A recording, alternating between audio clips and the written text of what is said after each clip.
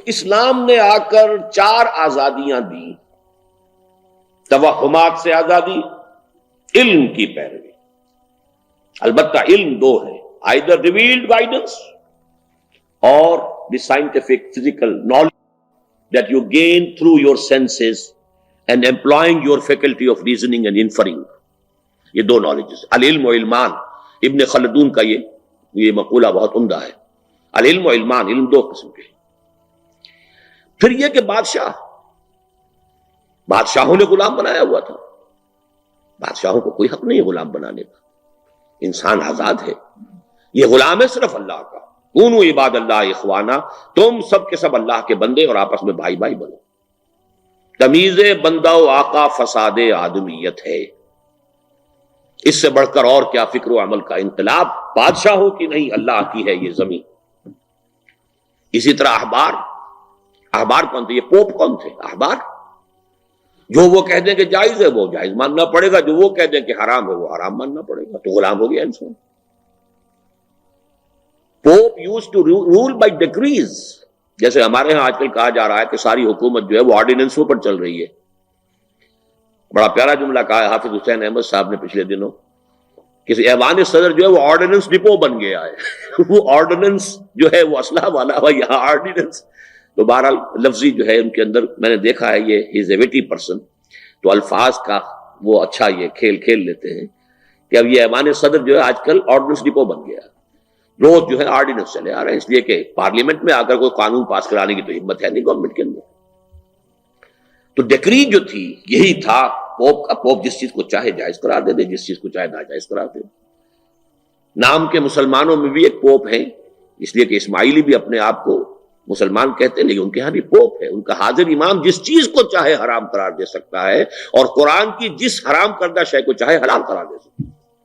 He has all the authority. He is معصوم، infallible امام. He has all the authority. اچھا، اس سے نجات دلائی رہبان سے. راہبوں نے جس طریقے سے کہ لوگوں کو اپنا غلام بنایا ہوا تھا، ان کی جیسا کہ آپ سورہ توبہ میں آیت پڑھیں گے، ان کثیر من الاحبار والرہبان لیاکلون اموال الناس بالباطل. یہ احبار اور رہبان، راہب اور یہ علماء، یہ لوگوں کا مال ہڑپ کرتے ہیں ناجائز طریقے سے. ہماری خدمت میں نذرانے لاؤ. یہ جو یہاں پہ بزرگ دفن ہے، ان کا سجادہ نشین میں ہوں. یہاں پہ لا کے چادر چڑھاؤ، یہاں نذرانہ پیش کرو، ان کی سفارش ہوگی، بیڑا پار ہو جائے گا. یہی تو غلامیت تھی نا. نصف لی و نصف لک وہذا قوم جاہلون. یہ دنیا میں ہمیشہ سے یہ غلامی رہی ہے کہ ایک طرف بادشاہوں کی غلامی اور ایک طرف مذہبی غلامی. ایک طرف بادشاہ بیٹھا ہوا، راجہ بیٹھا ہوا ہے، یہ چندر بنسی ہے، یہ سورج بنسی خاندان ہے، یہ دیوتاؤں کی اولاد ہے، دیوتاؤں کی نسل ہے. اسی کا کاؤنٹر پارٹ یورپ میں تھا، divine rights of kings. Kings have divine rights. مسلمانوں نے کہا ذل اللہ السلطان ذل اللہ فی الارض. سلطان تو آسمان کا، اللہ کا سایہ ہوتا ہے. یہ سب ایک چیز ہے، فلسفہ ایک ہے، فکر ایک ہے، نظام ایک ہے، سوچ ایک ہے. لیکن دوسری طرف کوئی پیر ہے یا پروہت ہے یا پادری ہے یا پنڈت ہے یا پجاری ہے، یہ سب پے سے شروع ہوتے ہیں الفاظ. یہ نوٹ کر لیجیے، تمام الفاظ پے سے. پجاری بھی، پنڈت بھی، پیر بھی، پوپ بھی، پادری بھی، پروہت بھی، ایوری تھنگ پے. یہ جو پے ہے، یہ اب اڈا جما کے بیٹھتے ہیں کہ یہاں جو بت ہے یہ بت. نذرانہ لاؤ، پیش کرو. نذرانہ جاتا کہاں تھا؟